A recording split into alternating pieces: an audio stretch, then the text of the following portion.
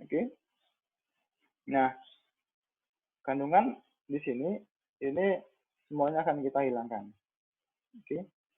Mulai dari koloid, suspensi, kemudian microscopic particle, organic matter, ini akan jadi target kita untuk kita hilangkan.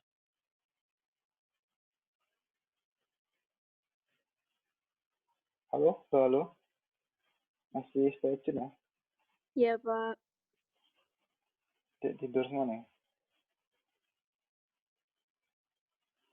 Enggak, Pak. Semangat, Pak. Semangat. Semangat ya?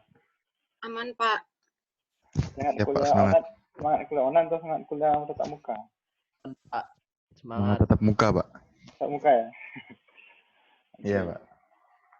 Oke, nah ini contoh dari gambaran bagaimana koagulan nanti akan menyebabkan flok-flok tadi. Nah, gambaran saja sedikit awalnya aja. Ini adalah biasanya bakteri itu dia pasti partikel ataupun bakteri itu memiliki muatan negatif. Muatan negatif seperti ini sini. Jadi ini kalau Ananda lihat semuanya itu di sini ada kayak negatif, ini adalah partikel-partikelnya. Jadi biasanya partikel itu di sekeliling permukaan itu ada kayak elektron-elektron. Nah, elektron ini dia bersifat elektronegatif. Nah, kalau antar partikel berarti kan negatif-negatif, ya mungkin dia bisa bersama. Maka dilarang LGBT. Apa ini LGBT? Ada lawan jenis. Nah, di sini untuk ketika ditambahkan si koagulan, maka di sini akan ada penambahan, sehingga di sini akan ada partikel berupa si koagulannya, itu adalah bermuatan positif.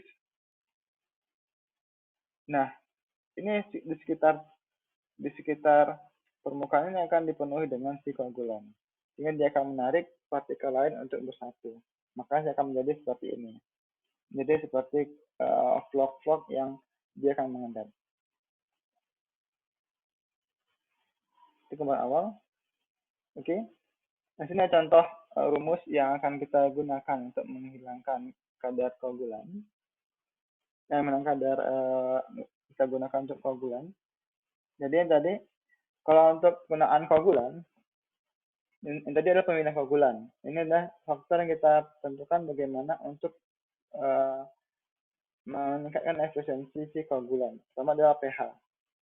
Yang kedua adalah dosis. Ini adalah strength ionnya, kekuatan ion atau nanti berupa elektrokinetik potensial. Dan ada alkalinity, kandungan CO karbonatnya, CO3-nya, dan ada faktor lainnya.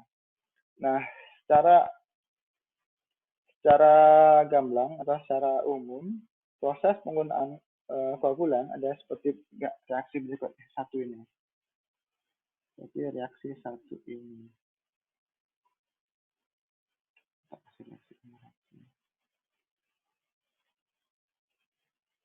Oke, ini satu ini adalah reaksi satu. Ini reaksi dua. Oke. Nah, biasa dan untuk reaksi satu adalah secara umum penggunaan reaksi koagulan. Artinya adalah koloid ditambah dengan, ini adalah koagulannya, yang Al ini. Itu koagulan aluminium sulfat hidrat, karena ada H2O di belakangnya, hidrat, jadi bersatu dengan air. Dan nanti ketika kita reaksikan, itu akan menjadi koloid plus si koagulannya. Nah, ini akan mengendap. Ke bawah. Sehingga kalau kita buat dalam bentuk reaksinya, AlSO4 di sini, koagulan yang kita gunakan di sini, ini akan mengikat koagulan, akan mengikat koloid ataupun partikel lainnya, akan menjadi AlOH3. AlOH3 ini akan mengendap dan akan melepaskan elektron positif dan juga SO4 negatif. Oke. Nah, rata-rata koagulan tadi yang biasa digunakan itu adalah berupa Al3+ dan Fe3+ yang biasanya itu merupakan positif charge di kandungan positif.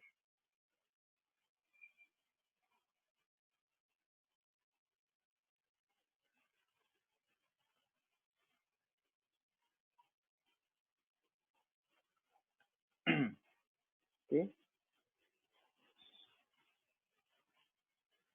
Nah, ini adalah contoh bagaimana kok bisa si koagulan itu bisa mengikat partikel-partikel yang ada di dalam air.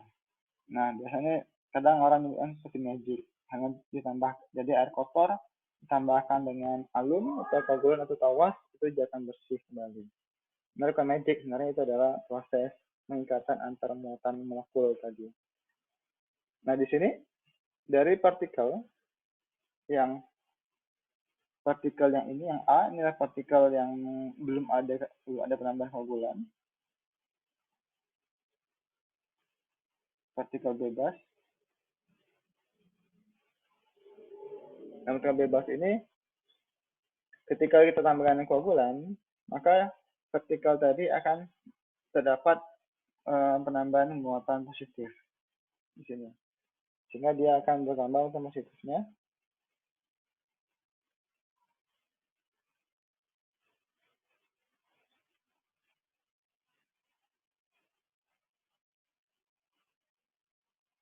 Dan kemudian ini karena ada perputaran tadi, perputaran dengan menggunakan rapid mixing tadi, maka satu mikroflok koagulan ini akan terus bereaksi dengan muatan partikel-partikel lainnya. Sehingga ini akan berkontak dengan bereaksi dengan koagulan, sangat menarik, maka ini akan bersatu dengan koagulan intinya, partikel intinya, sehingga dia akan membentuk vlog yang lebih besar.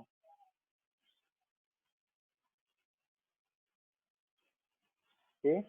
Nah, proses pembentukan ini ada beberapa gaya yang akan dipertimbangkan.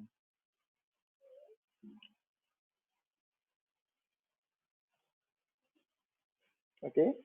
Nah, ini adalah dia ketika setelah dari satu vlog, dari satu mikroflok, dia akan terus berikatan dengan yang lainnya dengan membentuk vlog-vlog yang lebih besar kembali. Nah, vlog yang lebih besar ini akan menyebabkan perbedaan potensial dari permukaan si partikel yang di sini itu akan menjadi lebih kecil. Contoh, lihat yang gambar yang seperti segitiga di bawahnya. Nah, di sini dari surface potensial, dari surface potensial di sini, ketika dia masih kecil mikrofloknya, maka surface potensialnya adalah sangat besar. Nah, di sini dia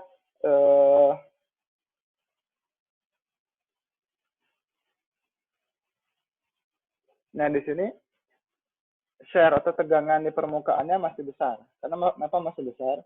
Karena perbedaan elektrokinetik potensial antara permukaan partikel dengan dengan si permukaan yang tertutup di koagulan itu masih besar karena masih satu layer. Nah, ini sehingga dia akan berikatan terus sehingga menjadi dua layer, sehingga jarak antara partikel inti yang F menjadi F, jarak antara partikel inti dengan koagulan itu semakin jauh, sehingga dia memiliki delta potensialnya semakin besar. Delta potensialnya ini mulai dari kalau ada minusnya semakin besar, kecil artinya semakin besar. Biasanya itu partikel tersebut rata-rata memiliki delta potensial antara mungkin contoh sekitar 60 mikro. Jadi sangat 60 mikrovolt, sangat kecil.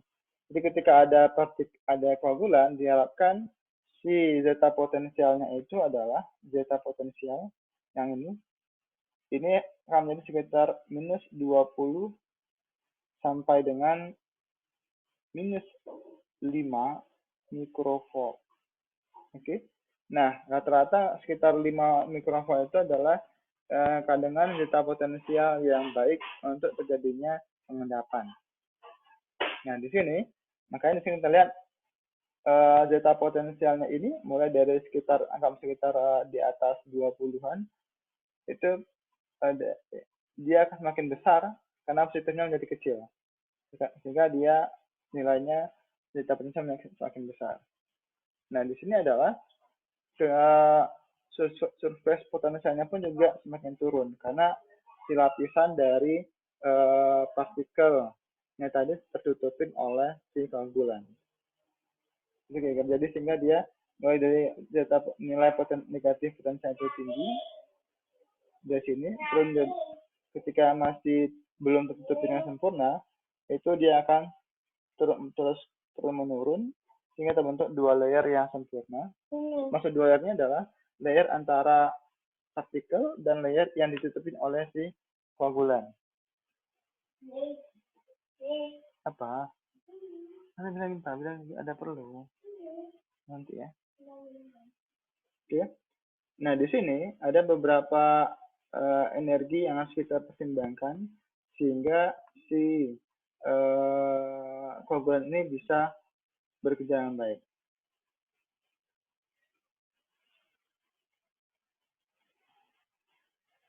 Yang tadi elektrokinetik itu adalah merupakan pergerakan ion atau molekul di sepanjang gradien dari potensial.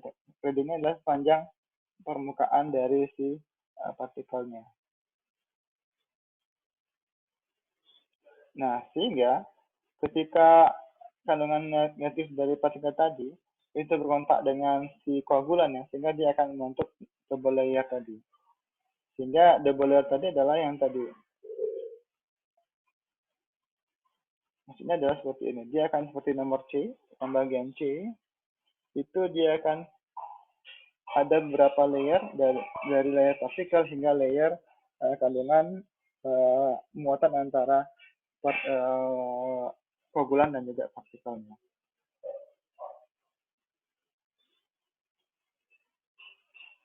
Oke. Kemudian di sini ada namanya electropoietic mobility. Ini adalah electropoietic mobility ini adalah kemampuan elektrik atau ion yang akan bergerak di permukaan tadi. Sehingga seberapa cepat si ion itu bergerak, kecepatannya bergeraknya seberapa besar. Nah, sini adalah kita akan mencek bagaimanakah besaran dari suatu elektrostatik potensial atau kandungan elektrik potensial yang berada di sekitar permukaan partikel ketika terjadi koagulasi. Kenapa ini kita harus perhatikan? Karena yang namanya koagulan tersebut dia bisa menjadi efektif kalau energi barrier ini itu dia energi barrier ini adalah energi untuk pemisah antar partikel. Nah, karena kandungannya negatif charge, maka si partikel antar partikel tidak bisa. Kita butuh tambahan berupa positive charge. Nah, sehingga positive charge ini dia akan menurunkan energi barrier ini di dalam partikel, di permukaan partikel menjadi kecil.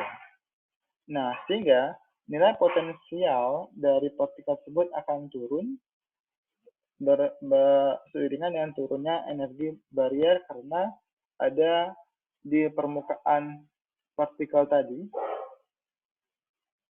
itu ada si koloidnya sehingga dia akan menjadi turun kandungan energi barrier atau energi pemisah tadi. Nah, sehingga energi pemisah tadi jarak antara partikel di distance from colloid surface, jadi jarak antara partikel dengan permukaan terluar itu menjadi lebih tebal karena ditutupin oleh si koagulan. Nah, ini namanya adalah gaya tarik menarik van der Waals. Gaya tarik van der Waals itu adalah gaya tarik menarik antar partikel yang disebabkan oleh perbedaan muatan. Oke. Nah, makanya di sini tujuan dari koagulan tersebut adalah kita ingin menurunkan kadar kandungan energi barrier di sini sehingga energi potensial yang ada di dalam yang ada dari si menjadi kecil sehingga dia bisa menaikkan zeta potensialnya. Apa bang? Ngapain? Mandi dulu sana, belum mandi bisa? Ngapain sama ibu? Sebentar. Bentar ya nanti ya, nanti lagi ngajar bentar ya. Enggak kan duluan aja. Kamu duduk sana. Kamu duduk dulu enggak sama ini. Oke, kemudian ada zeta potensial. Nah, zeta potensial di sini merupakan gaya tarik menarik di permukaan partikel atau fluid untuk membentuk torque. Nah, zeta potensial ini rumusnya seperti ini. Saya lupa namanya apa. Di sini adalah kode zeta potensial. Zeta potensial sama dengan 4 pi kali mu per d kali dengan im. Nah, d itu adalah dielectric constant for medium dengan nilai sekitar 78,361 dan mu itu adalah viskositas air sekitar 89. Kemudian im itu adalah electroporetic mobility atau kecepatan perpindahan elektron di permukaan partikel.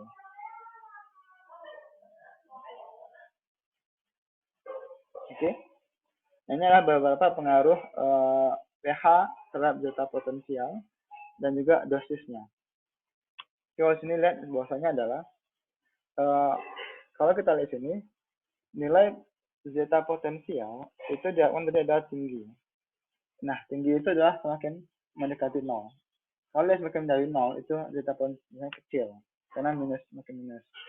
Nah, untuk semakin mendekati 0, maka nilai zeta potensial itu semakin bagus sehingga dia bisa untuk digunakan proses koagulasi.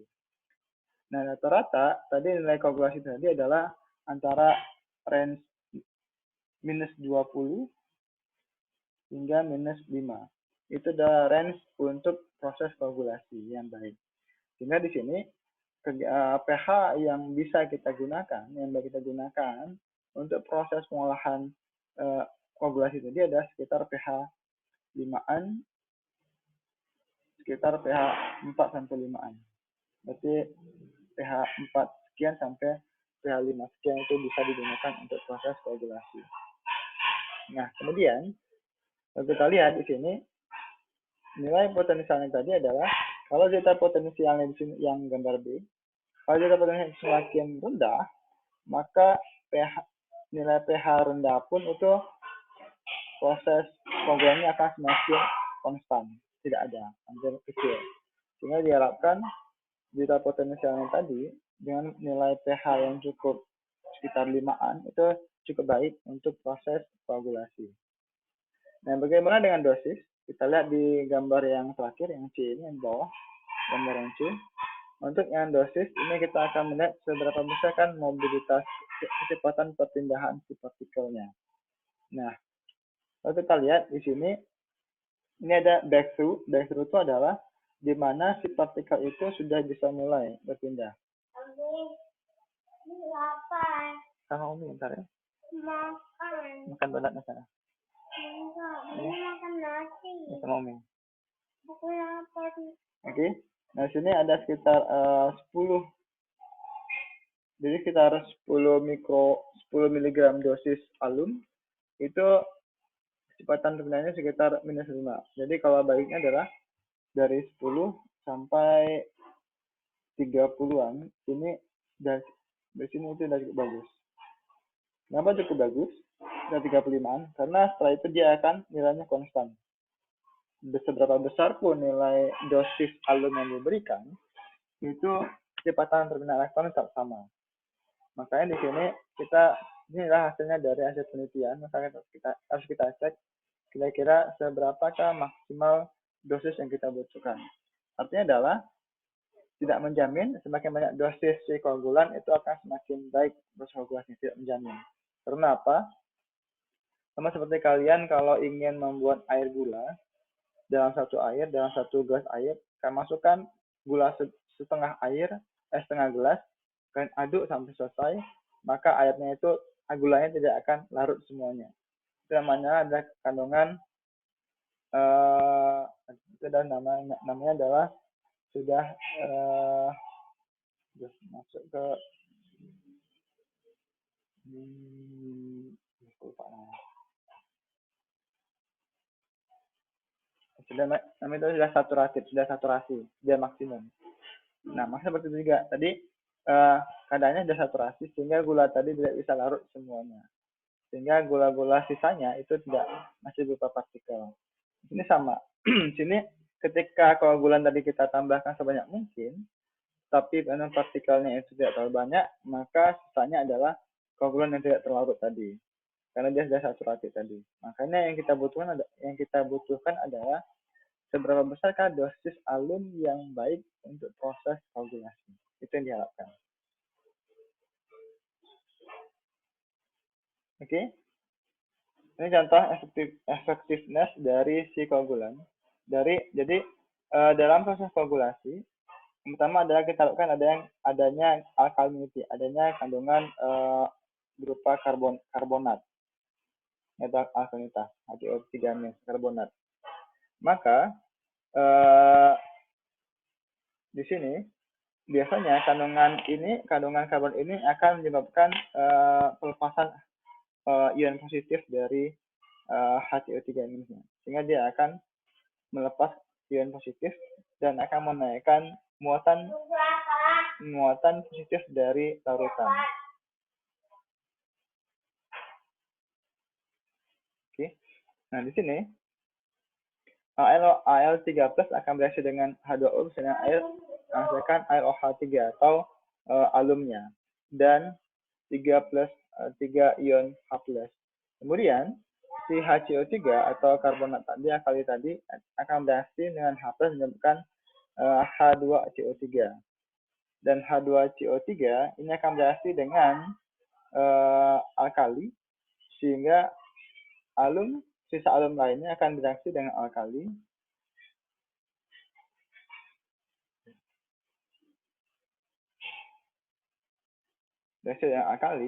sehingga itu akan menghasilkan AlOH- dan H2CO3. Dalam air, 3 reaksi ini akan terjadi secara bersamaan. Nah, yang mengendap adalah yang di sini. Ini akan mengendap. Jadi secara singkatnya adalah reaksi 97-98 itu menjadi 99 secara singkatnya. Oke. Jadi gabungan antara reaksi 97 dan 98 itu menjadi reaksi 9.9. Nah, makanya di sini AlOH alkali ini sangat menentukan semakin kecil alkali maka akan semakin kecil kita butuhkan alumnya. Semakin besar kandungan alkalinya, semakin besar kita butuhkan si alumnya.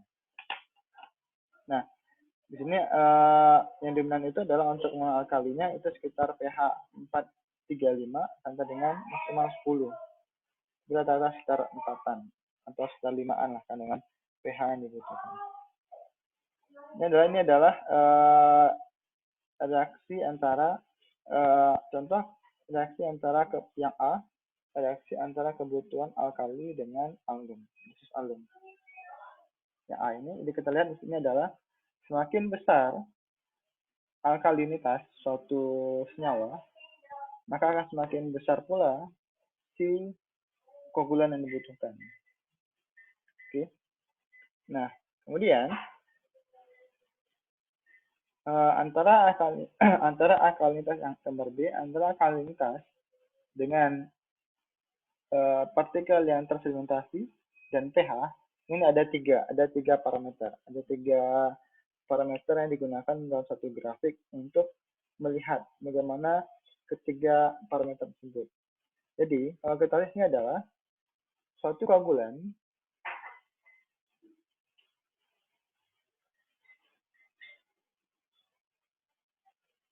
satu dosis koagulan tertentu yang kita gunakan untuk seberapa cepatkah dia mengendap. Kita di sini dengan alkali tertentu sekitar 5 mg per liter CaCO3 itu dengan pH 4 itu diharapkan dia sangat baik untuk proses pengendapan. dengan laju pengendapan dengan penurunan kadar turbidity-nya jadi 0,4 dari 1 jadi 0,4. Nah, di sini bisa kita turunkan lagi menjadi sekitar 3-an bisa. Tapi dia maksimum 2. Jadi dengan pH 2 ini kegiatan proses koagulasi tidak maksimum atau tidak menjadi konstan terus. Kenapa? Karena dia sudah majemuk, sudah sama semua. Sehingga di sini yang namanya alkalinitas tadi itu dapat alkalinitas sekitar 10 dengan pH sekitar 2 something itu masih bisa untuk menghilangkan kadar partikel dalam air dengan turbidity sekitar 0,2 NTU. Di sini kita lihat bahwasanya alkalinitas tadi semakin jadi gambar A semakin besar alkalinitas, semakin besar pula dosis yang dibutuhkan. Akan tapi ketika ada pH, ketika kita naikkan pH, kita turunkan pH-nya sedikit, maka semakin besar alkalinitas yang diberikan pun itu tetap akan konstan hasil pengurangan turbidity-nya di pH 4 atau pH 3-an. Sehingga dia akan bisa mengurangi jumlah partikel jadi lebih banyak. Nah, di sini kita lihat yang terakhir gambar C-nya adalah hubungan antara pH dengan dosis. Masih menyimak ya? Halo. Yang lain? Masih, Pak.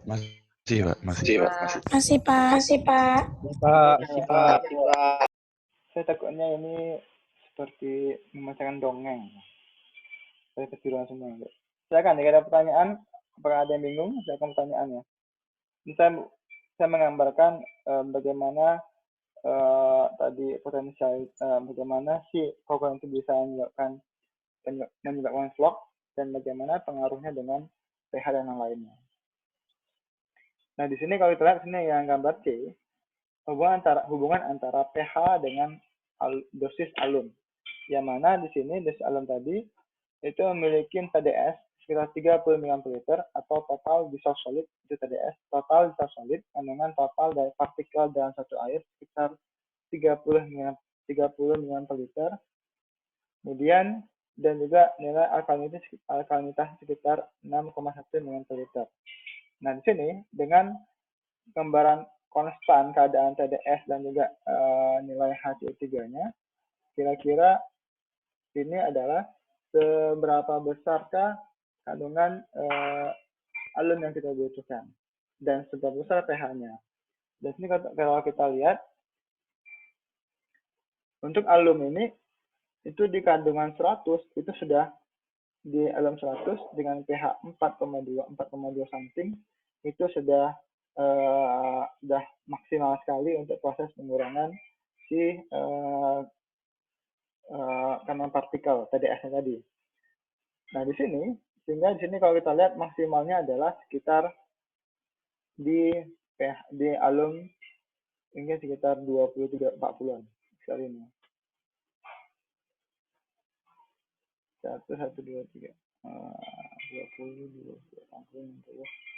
40-an. Sekitar 40. Konsentrasi 40 itu sudah cukup baik untuk menghilangkan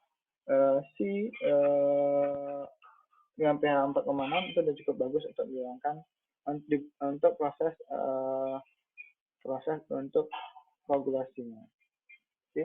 Jadi ini biasanya kita gunakan untuk mengecek suatu kandungan air, karakteristik air. Dan tadi seperti kalau kita membuat ESPAM, membuat sistem pengolahan air minum ataupun IPAL yang menggunakan koagulan, maka kita perlu ngecek ini terlebih dahulu menggunakan skala laboratori. Jadi kita tambahkan koagulannya dengan beberapa pH, beberapa konsentrasi, kira-kira mana yang cepat proses pengurangannya. Jadi kita hitung berapa kinetika reaksinya. Oke. Nah, kemudian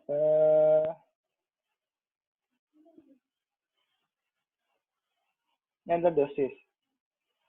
Nah, dosis tadi kalau kita lihat, dosis tadi itu adalah dilakukan untuk bisa menaikkan nilai zeta potensial sekitar 5-an atau sekitar minus 20 mV. Nah, artinya adalah dosis suatu koagulan itu tidak akan efektif kalau kita menambahkan semakin banyak dosis, semakin cepat koagulasinya. Tidak. Hanya kita tambahkan seperlunya saja. Makanya kalau makan tidak boleh banyak-banyak, cukup sampai sekenyangnya saja, bukan sekenyang-kenyangnya. Oke, ini adalah contoh pH, dan pH tadi itu berfungsi untuk mengatur suplai H+ untuk bereaksi dengan senyawa lain, dan juga untuk menjaga kadar alkalinitas dalam air, sehingga rendahnya pH akan meningkatkan kadar alum. Oke. Jadi rata-rata ini pH yang dianggap sekitar pH 5-an sampai pH 6-an, itu cukup baik untuk proses koagulasi. Di sini ada pertanyaan? Pak ingin bertanya, Iya, silakan. untuk penambahan koagulan di suatu air itu dipengaruhi nggak Pak banyak enggaknya tuh sama si jumlah airnya? Oh, oke, baik. Yang pasti bukan jumlah airnya, tapi adalah seberapa besarkah konsentrasi si partikel yang akan kita hilangkan. Itu yang penting. Oh, berarti jumlah air tuh nggak mempengaruhi ya, Pak? Jumlah air itu nanti bebannya. Jadi contoh gini ya. Jadi kan kita tahu bahwasanya nanti ada contohnya. Jadi contoh seperti ini. Kita tahu yang namanya partikel itu adalah konsentrasi contoh TFS. Ini contohnya adalah contoh X. Ini kita akan hitung dengan flow atau debit tertentu. Dengan debit tertentu ini seberapa. Nah, kita akan menghitung bebannya berapa. Nah, setelah kita tahu bebannya artinya adalah beban itu adalah debit dikali dengan konsentrasi. Kita akan dapat beban. Nah, beban ini akan kita hilangkan. Seberapa besar beban koloid TFS atau amonia atau fosforus dan air yang akan kita hilangkan menggunakan si koagulan. Sebenarnya bukan banyak air, tapi adalah seberapa besar debit yang masuk. Nah, itu akan mempengaruhi seberapa banyak si koagulannya. Benar. Tapi itu bukan artinya semakin banyak debit semakin banyak pula koagulan, tidak. Kenapa? Ketika debitnya besar, itu kita akan menghitung kira-kira seberapa besarkah konsentrasi alum yang ada dalam aliran si koagulan yang akan kita tambahkan. Karena contoh tadi Al3 OH4 plus 14H2O atau hidrat aluminium hidrat ini biasanya yang kita harapkan adalah si Al-nya saja. Yang lainnya adalah dalam senyawa tertentu. Sehingga adalah seberapa efektifkah si Al ini untuk menghilangkan si konsentrasi ini. Nah, ini kita tentukan seberapa besarkah debitnya masuk dan seberapa besarkah aliran koagulan yang kita alirkan. Jadi kita akan hitung seberapa alirannya. Jadi artinya adalah tidak berarti semakin besar koagulan, semakin banyak kita alirkan koagulan, semakin baik untuk si pengolahan air. Kira gitu ya. Terus apa yang tadi pertanyaan tadi? Rima Nur, Pak. Iya. Kira-kira oke, Rima? Pak. Yang ngerti, Pak. Paham. Jadi enggak semua kita enggak berarti tidak tambahkan sebanyak koagulan, semakin banyak pula semakin bersih jadi airnya, enggak menjamin. Iya, Nah, Pak. takutnya semakin banyak koagulan kita tambahkan, tadi diingat bahwasanya semakin banyak koagulan itu berpotensi akan menyebabkan byproduct di dalam pengolahan air. Itu yang kita hindari. Oke? Dan adalah kemudian polimer. Jadi ada beberapa polimer. Jadi ada beberapa yang biasa kita gunakan dalam proses pengolahan dalam proses koagulasi. Ini yang paling banyak itu adalah PAC ya. Dan sering mungkin kalian kenal istilah PAC, poly aluminium karbonat.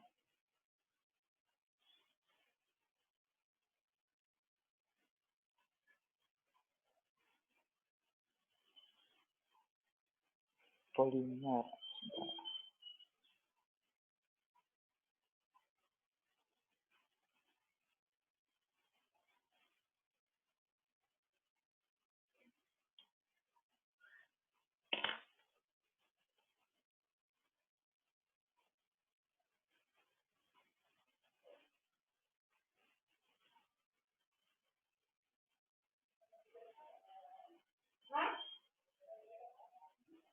Belum.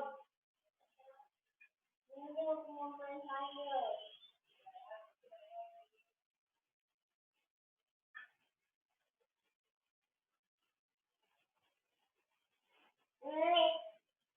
Nih. Oke. Nah, ini rata-rata yang namanya kandungan koagulan tersebut itu adalah dia yang umum digunakan yang mengandung kandungan AL atau Fe, itu kandungan umum dalam satu koagulan. Nah, ini ada contohnya seperti alum atau alum cair, besi klorida, besi klorin, yang lainnya. Itu adalah contoh koagulan yang bisa digunakan. Atau juga istilahnya adalah yang PAC tadi, aluminium chloride, PAC ya. Aluminium chloride ini adalah polimer, kandungan polimer yang dibuat antara aluminium dan karbonat tadi, dengan kandungan aluminium. Sudah saya cek dulu.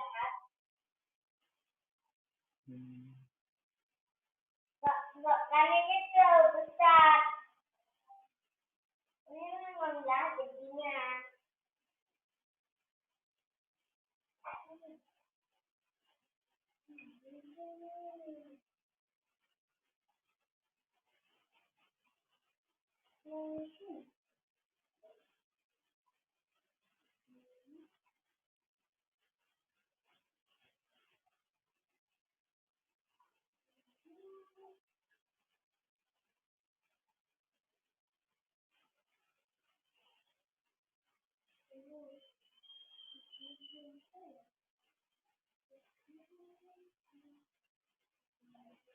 Oke. Nah, ini yang biasa digunakan di buku ini, tapi rata-rata untuk di water treatment menggunakan PAC,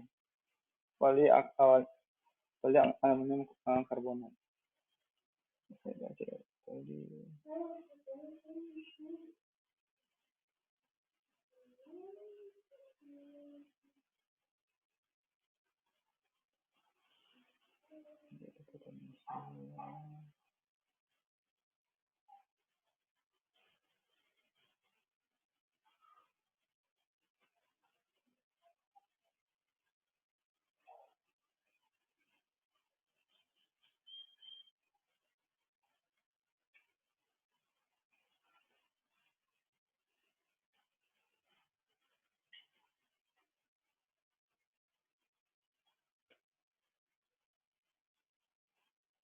Oke, lanjut.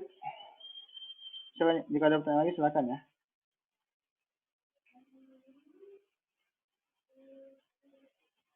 Oke, contoh soal, kita akan contoh memudahkan soal ini. Soal untuk penentuan seberapakah dosis yang kita butuhkan untuk pengurangan kadar alum. Masih kelihatan ya soal?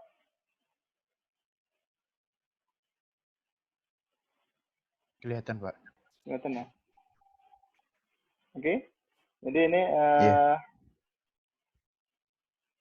contoh soal.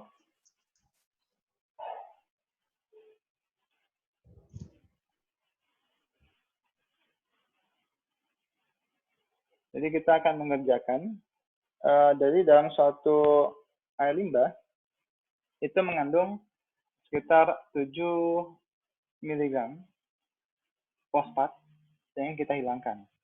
Oke, yang kita hilangkan itu adalah menggunakan si alum dengan kadar sekitar 45%.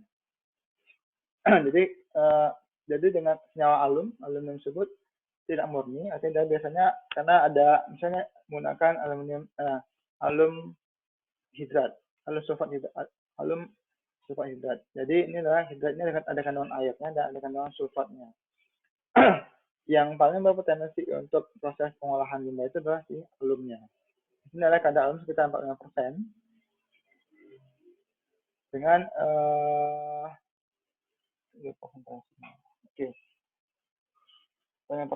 dengan densitasnya sekitar 1280 kg/liter. Dalam stoichiometry, alum tersebut kita membutuhkan sekitar 1,5 mili alum untuk mengendapkan si fosfatnya. Nah, biasanya itu adalah ada rumus yang kita gunakan patokan untuk menghilangkan si contoh seperti ini, perkiraan.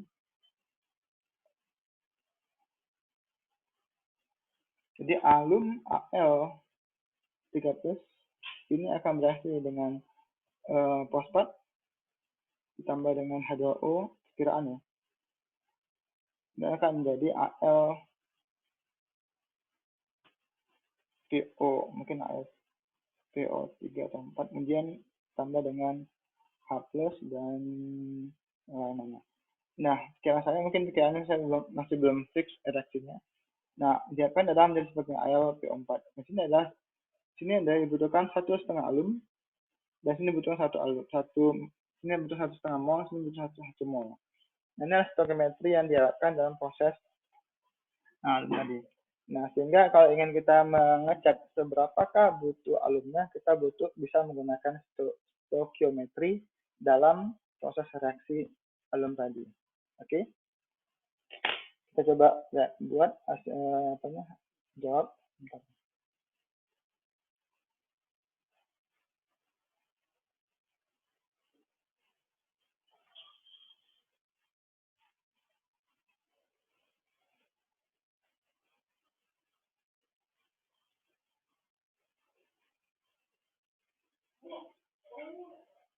Masih kelihatan?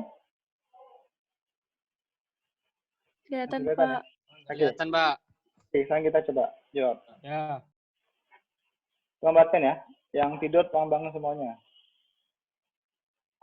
Yang tiduran tolong Bangun. ini kalian yang tiduran bangun. Habis ke toilet, Pak. Oke, udah coba jawab. Jadi yang pertama itu adalah kita akan mencari seberapakah berat alum yang ada dalam si alum tadi. Jadi satu adalah berat alum. Seberapa? Nah, caranya adalah tadi persentase tadi dikali dengan si densitas. Itu adalah 0,45 dikali dengan 1280 kg per meter kubik. Tolong, satu orang dari berapa hasilnya?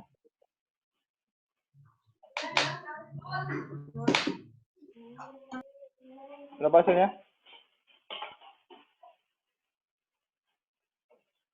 Halo. 512. 512, Pak. 12. 512. 512. Pak. Oke, 512. 512, Pak. Almas. Kilogram per meter kubik ya. Oke. Nah, kemudian kita akan mencari berapakah, ini kan masih berat ya, masih beban, masih loading, bebannya berapa. Nah, kita akan menghitung berapa beratnya. Berapa konsentrasi si alumnya.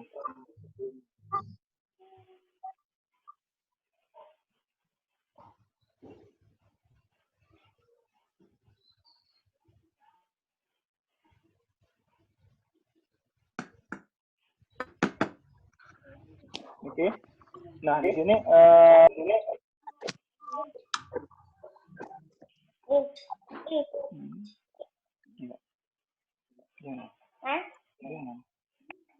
nah, ini adalah keseluruhan alumnya dan kita akan hitung berapa. Nah, jadi dalam alum tadi Al2SO43 kali 14 H2O itu dia berat molekulnya adalah BM-nya adalah sekitar 564. Sedangkan Al itu berat molekulnya adalah 27. Oke.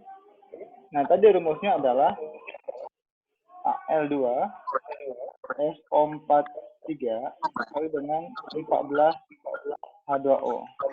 Ini adalah yang 594.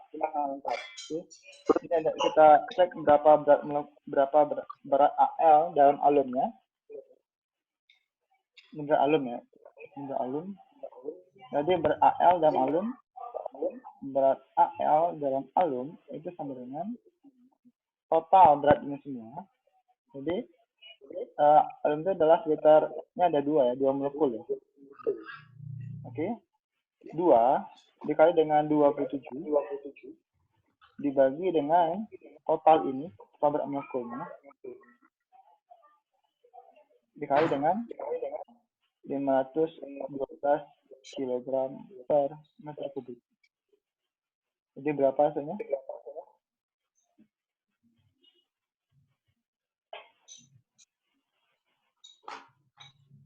Berapa hasilnya? 46,54. 46,54. 46,54 Pak. 46,54 Pak. 6,54 Ya Pak. kg per meter kubik. Sudah? Paham yang di sini ya? Oke. Nah, tadi Paham Pak. kita reaksinya adalah 1,5 alum itu dibutuhkan untuk menghilangkan kadar 1 mol fosfat. Oke. Jadi seberapa besar kan alum yang dibutuhkan? Nah, di sini kita asumsi semua itu adalah dalam satuan kilogram. Oke. Nah, jadi berat alum dibagi dengan berat fosfat dengan 1 kilogram. Lautan yang dibutuhkan. Oke. Nah, sehingga di sini jumlahnya adalah berat alum itu ada 27. Fosfat berapa BM-nya? Yang tahu?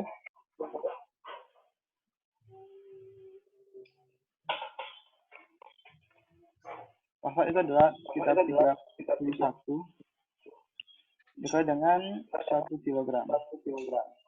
Untuk masanya ya. Berapa hasilnya? 0,87 Pak. 0,87. Ya. Ya Pak. 0,87 kilo. Oke. Ya.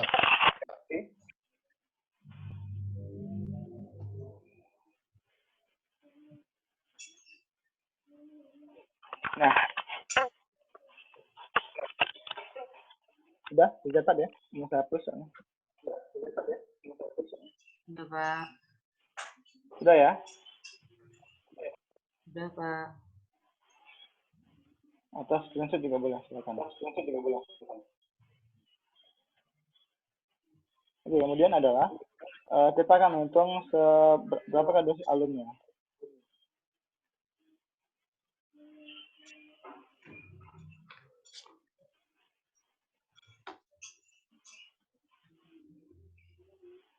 Kita hitung berapa dosis alumnya.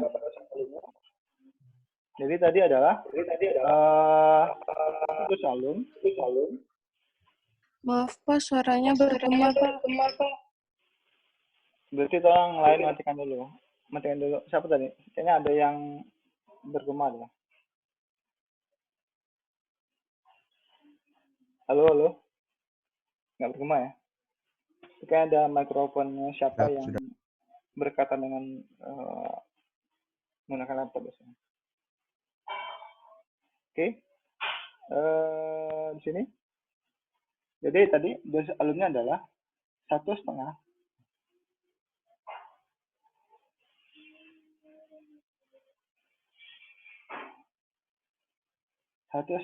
mol tadi itu kita kali dengan berat perbedaan balik kebutuhan massa antara 1,5 mol si alum dengan 1 mol si fosfat. Sehingga yang tadi adalah dibutuhkan 0,87 kg alum per kilogram fosfatnya. Jadi untuk menghilangkan kadar fosfatnya adalah sekitar 0,87 kg alum dibutuhkan. Jadi di sini 0,87 kg alum dibagi dengan kilogram fosfat dikali dengan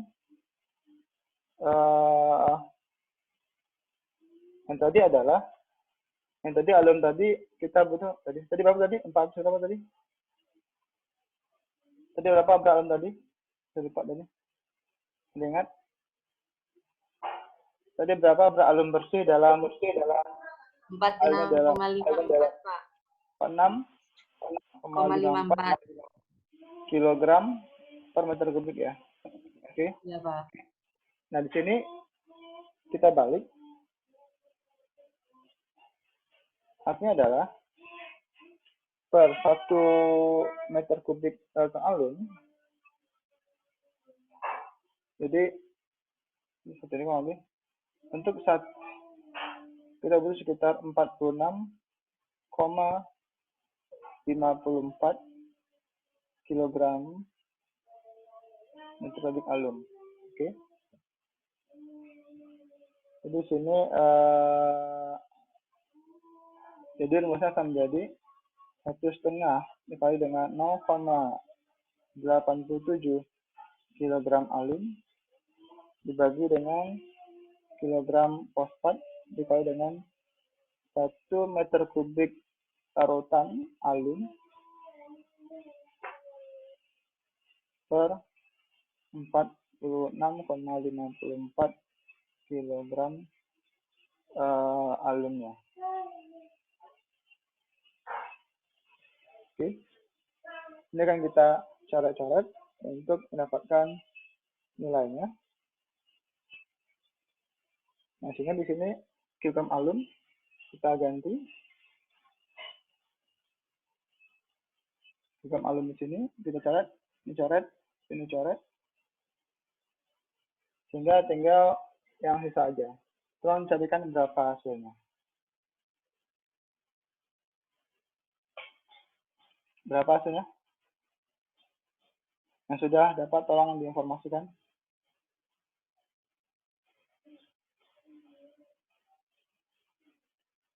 Tolong. Halo, halo, halo. Halo. 0,028. Masih ngitung, Pak. Waduh, ngitung pakai apa, Mas? 0,028, Pak. Oke, saya udah 0,0. Ya, itu, Pak. 0,28. Ya, itu. 0,028 28 Kilogram alum per kgp. larutan alum per kilogram fosfatnya. Oke. Fosfat. Atau ini kita balik. Kalau mau kita berarti dibalik. Kalau mau ini dibalik dibagi dengan per. Oke. Habis itu kita akan menghitung berapa kebutuhan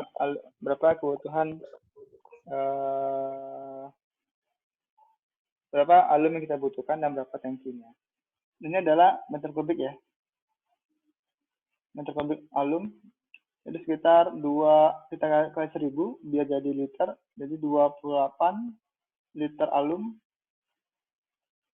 per kilogram fosfat yang kita butuhkan. Oke. Nah, sekarang kita akan menghitung berapakah volume alum yang kita butuhkan untuk setiap harinya. Tadi kita tahu bahwasanya soalnya adalah 5.000 meter kubik per hari ya debitnya ya. Jadi kita tahu debitnya berapa. Oke. Nah, di sini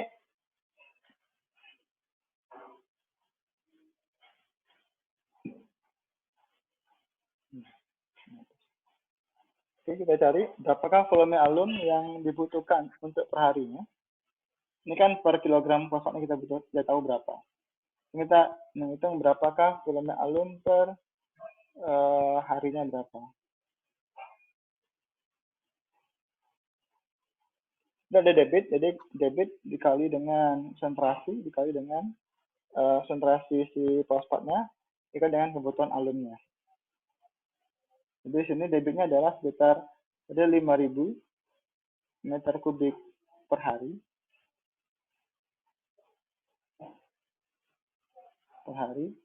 Dikali dengan 7. Jadi konsentrasi si fosfatnya adalah 7 gram, 3 miligram. Miligram, Pak. Oke, 7 miligram ya. Oke, 7 miligram. Jadi konsentrasinya adalah 7 mg fosfat per meter kubik. Atau ini sama dengan equal dengan 7 gram fosfat per salah. Tadi miligram ya. Maaf, ini miligram. Miligram per liter atau sama dengan equal, sama ya.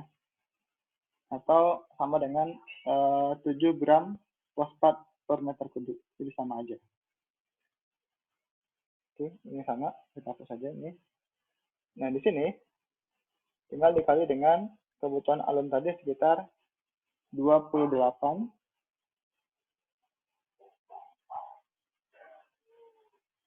liter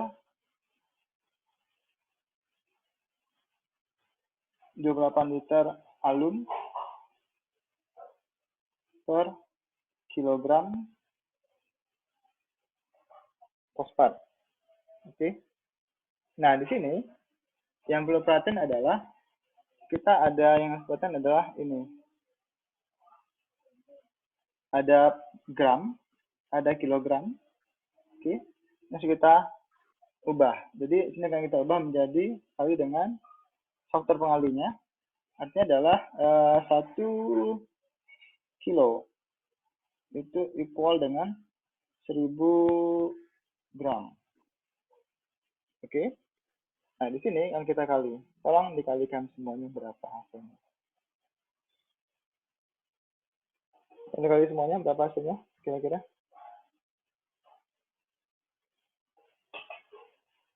Nanti ada yang kita tinggal.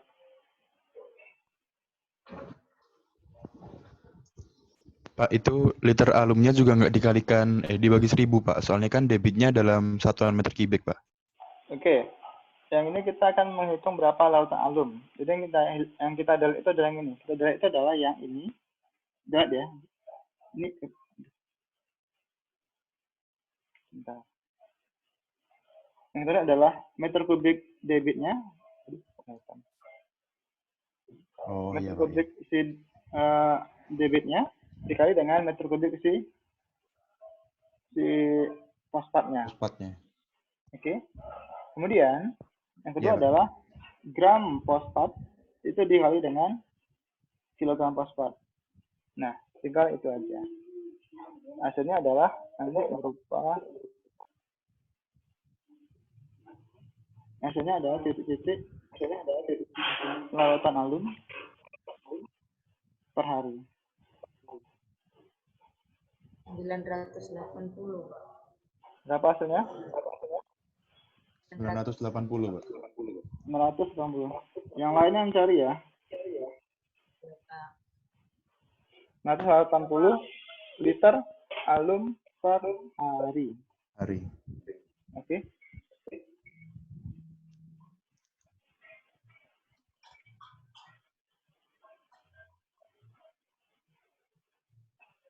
Ya. Ini kilogram kali kilogram habis. Gram kali gram habis. Sudah dikali dengan dibagi 1000 ya? Oke. 1000 habis 5,28. Oke. Jadi itu per hari. Jadi tadi kita ingin membuat adalah selama 30 hari. Jadi 30 hari itu seberapa besar? Volume tangkinya tinggal kita kali dengan 30 aja. Jadi volume tangki 30 hari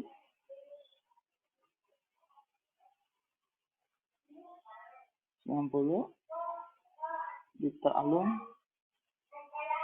per hari dikali dengan 30 hari per bulan.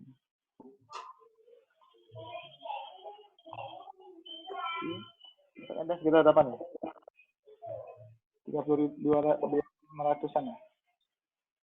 29.400 liter alum. Itu sekitar 29,4 kubik. Oke? Iya, Pak. Jadi itu volume tangkinya. Kira-kira jelas? Jelas, Pak. Oke, jadi itu artinya sampai situ. Ada Jadi kita udah habis juga waktunya. Nanti ada tugas soal di sini, tolong dikerjakan. Jadi ada 3 soal yang harus kalian kerjakan nantinya untuk latihan. Karena kan kita belum ada latihan sama sekali ya. Dicatat ya tadi ya? Iya, Pak. Tadi catat semua atau belum? Udah ya? Udah dicatat. Gimana, Pak? Sudah catat semua ya? Oh, udah, Pak, udah. Udah. Yang lain? Ada yang lain? Semua ya? Oke, saya hapus.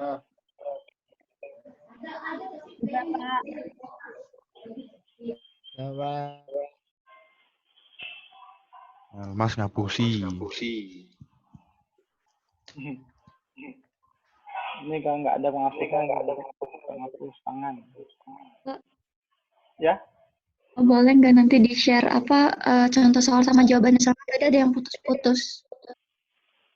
Oh, gitu. Heeh. Tadi mencatat nggak tadi? Gimana, Pak? Tadi mencatat nggak? Tadi putus-putus, Pak, soalnya terus ada yang udah dihapus. Walah. Oke, nanti lah. Oke, nanti. Satu lagi. Saya berikan jawabannya. Yang contoh soal aja ya. Oke, nanti ini ada latihan soal. Yang ini 1, 2, dan 3. Tolong dicarikan. Oke. Ini sebenarnya ada mixing, saya rasa nggak tahu banget.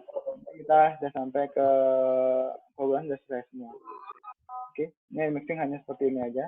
Jadi flow kelas itu hanya untuk flow jadi besar dengan cara mengurangi putaran, mengalih putarannya.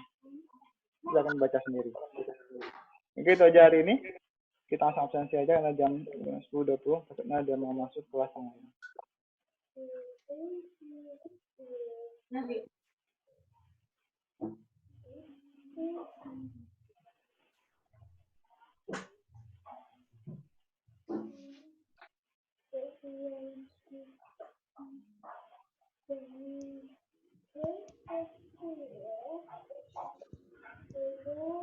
Oke, buku udah saya upload ya.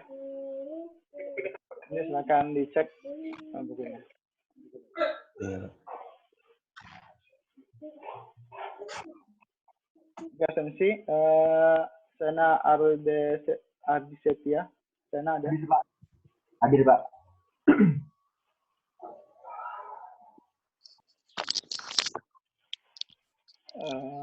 Kemudian Ade Rahmawan. Hadir, Pak.